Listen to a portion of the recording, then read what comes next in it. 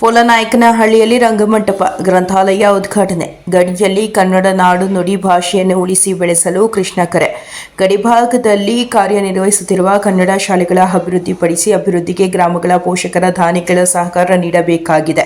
ಪ್ರತಿಯೊಬ್ಬರೂ ಕನ್ನಡ ಭಾಷೆಯ ಉಳಿವಿಗಾಗಿ ಮುಂದೆ ಬರಬೇಕೆಂದು ಬೆಂಗಳೂರು ದಾನಿ ಕೃಷ್ಣ ಕರೆ ನೀಡಿದರು.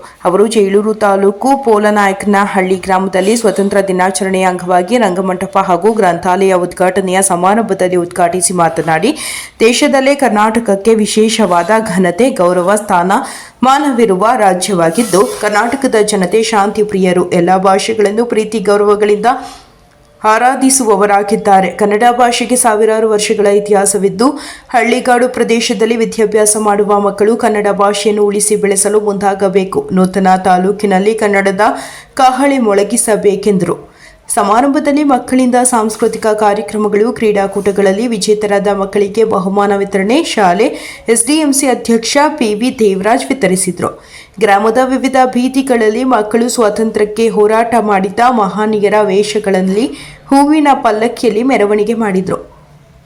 ಕಾರ್ಯಕ್ರಮದಲ್ಲಿ ಗರಡಿಗೊಂಬೆ, ಕರಡಿ ವೇಷ, ಹುಲಿ ವೇಷ, ತಮಟೆ ವಾದ್ಯಗಳು ನಡೆಯಿತು. ಸಮಾರಂಭದಲ್ಲಿ ಬೆಂಗಳೂರು ಕಿರುತೆರೆ ನಟ ನಿರಂಜನ್, ದಾನಿ, ಸುಖಾಂತ್, ಗ್ರಾಮ ಪಂಚಾಯಿತಿ ಮಾಜಿ ಉಪಾಧ್ಯಕ್ಷ ಗಿರಿಪ್ರಕಾಶ್, ವ್ಯವಸಾಯ ಸೇವಾ ಸಹಕಾರ ನಿಗಮ ಅಧ್ಯಕ್ಷ ಎಸ್ ಬೈರೆಡ್ಡಿ, ಬಾಗೇಪಲ್ಲಿ ವಕೀಲ ಎಚ್ ಸುಧಾಕರ್, ಗ್ರಾಮ ಪಂಚಾಯಿತಿ ಸದಸ್ಯ ಮಂಜುಳಮ್ಮ, ಈಶ್ವರಮ್ಮ, ಪಿವಿ ವೀರೇಂದ್ರ, ಕುಂಟ್ಲುಪಲ್ಲಿ ನರಸಿಂಹಮೂರ್ತಿ, ಶಾಲಾ ಮುಖ್ಯ ಶಿಕ್ಷಕ ಎಆರ್ ಪಾಪಣ್ಣ, ಸಿಬ್ಬಂದಿ, ಗ್ರಾಮದ ಯುವ ಮುಖಂಡ ಮಂಜುನಾಥ್, ಹಳೆ ವಿದ್ಯಾರ್ಥಿಗಳ ತಂಡದ ವಿದ್ಯಾರ್ಥಿಗಳು, ಸದಸ್ಯರು, ಗ್ರಾಮಸ್ಥರು, ಅಂಗನವಾಡಿ ಆಶಾ ಕಾರ್ಯಕರ್ತರು, ಅಕ್ಷರ ದಾಸೋಹದ ನೌಕರರು, ಗ್ರಾಮದ ಎಸ್ಡಿಎಂಸಿ ಸದಸ್ಯರು ಹಾಜರಿದ್ದರು.